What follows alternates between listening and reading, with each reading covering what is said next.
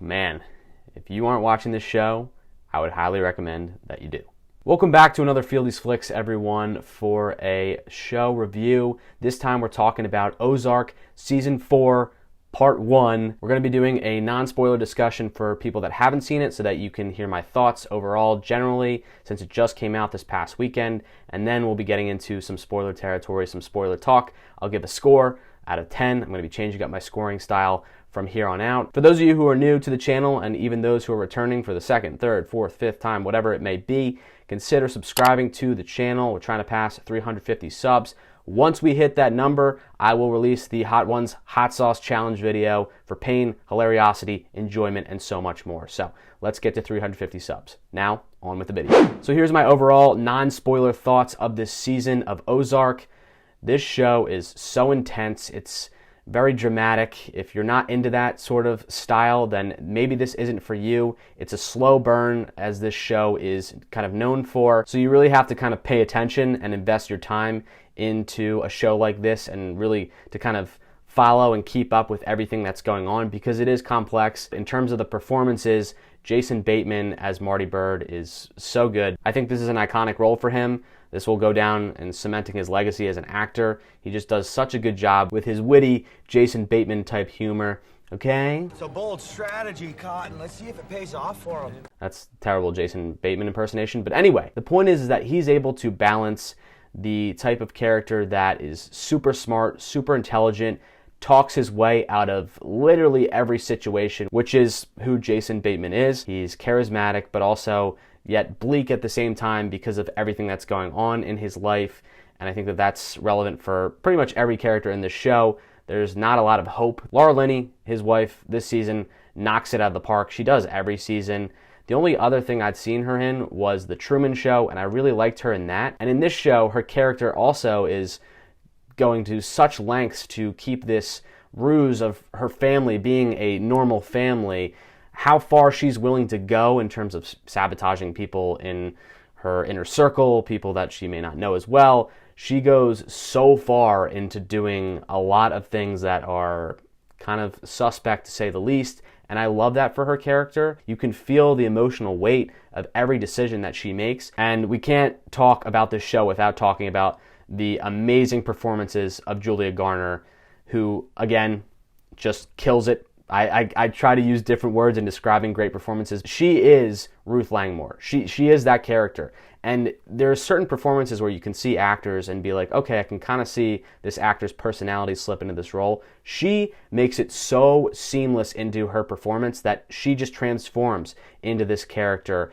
and plays it in a way it's heartbreaking, it's funny at times. She's got great comedic timing along with Jason Bateman and their kind of relationship and interaction as actors and characters. There's a reason why she won Emmys for this show. She deserves it. Even when her character isn't necessarily always in the A plot, she may be in the B plot that's not as entertaining or convincing, she still finds ways to make her the most important thing in the show, the most important character that you should be paying attention to. And that's a credit to the writing team of making Ruth such a great character. Dang it, I love Ruth Langmore. She's awesome. There's some new characters introduced into this season that I really like. I think they added the correct choices in building the anticipation of this last season and making it much more controversial in terms of what the Byrdes have to do and how they're able to do it. So overall, for my score for this season, I'm going to give Ozark Season 4, Part 1 a 9.1 out of 10. It's that good. It's that good, ladies and gentlemen. This season is so entertaining. I think it's my favorite out of the 4 so far. And Part 2, my God, I cannot wait for Part 2. It will hopefully come this year. It's great storytelling. It's great character work. Yes, it is a slow burn, but if you're invested in these characters and if you're caring about what's going on, then you will love this show. It just takes a little bit to get there. So hang in there in the first season. Once you kind of get going, it flies. So now we're going to get into some spoiler talk. Again, if you haven't seen this season or the show in general, maybe don't watch this part. If you want to, go ahead. It's up to you, really. You're at your own risk here. You're spoiling it! You're spoiling everything! Thank you, Sansa Sark. Now, let's get into some spoiler talk. Okay, so I think we have to start at the end of the season because that's where the big anticipation leads up to the end with Darlene and Wyatt being killed by Javi. Javi, obviously the new character in the season, nephew of Omar Navarro. I think I kind of saw it coming. It was foreshadowed, really. Darlene's power and her craziness has definitely needed to come to an end. Her and Wyatt, bleh, bleh, no.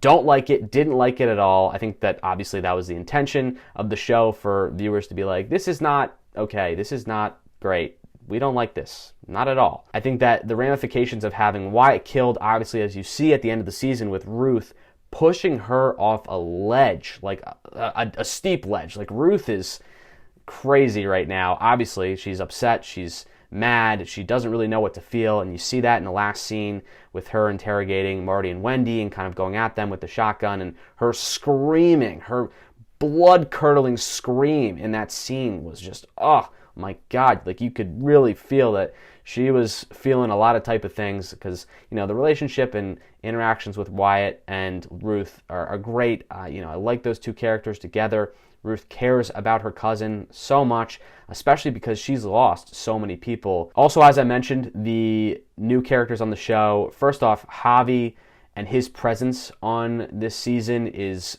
great. I think it's a good counterbalance to Omar. He's stubborn and hot-headed, and he's quick-tempered, and of course he does not trust the birds, and that kind of back and forth between him and Marty and Wendy, he definitely did not trust them from the get-go. I honestly thought at the middle of the season, when they did that first raid on the supply truck, I actually thought he was going to outsmart them.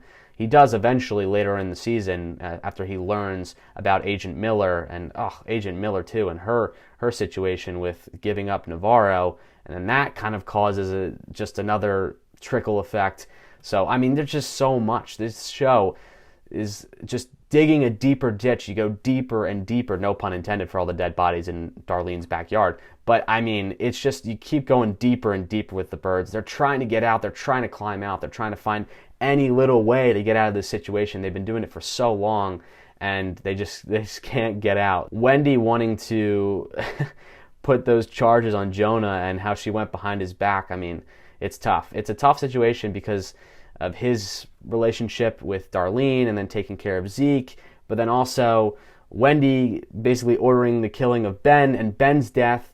Obviously, Jonah loved Ben, and that had the big impact on him this season, and it hurt. It hurt to see. I really loved at the end with Marty and the flashbacks of the first season and seeing how far he's come from this show. I really thought that was a creative move to do, and that was done really well. Those are the general thoughts. So I literally just finished this show a couple hours ago, so this is just my brain just firing anything that I'm thinking of. But I mean, gut reaction, just whew. I mean, there was a lot going on. There wasn't a Helen moment. There wasn't necessarily. I guess you could say the Darlene Wyatt moment was like the Helen moment of this season, but I mean, it didn't hit me as hard. The Helen moment was just so out of left field. It was like, oh my God. So this moment wasn't as big as that, but I mean, part 2 is going to be insane. I can't wait for it. I need it now, and that's the thing with binging, is you watch shows so quickly. They did a great job with creating that want and that need for more of this show, and I'm so sad that it's ending. I'm sad. I'm upset, but I'm also so happy because this season was just so good. All right, those are my thoughts. Those are my reactions to Ozark Season 4, Part 1. I want to thank you if you stuck along for the whole video. I appreciate it. Leave a like if you enjoyed. Comment down below what you like about this show, what you like about this season, what you're looking forward to more for Part 2. And that'll be all for me, guys. I'll catch y'all in the next video. Appreciate the support as always, and I'm out. Peace out, everyone.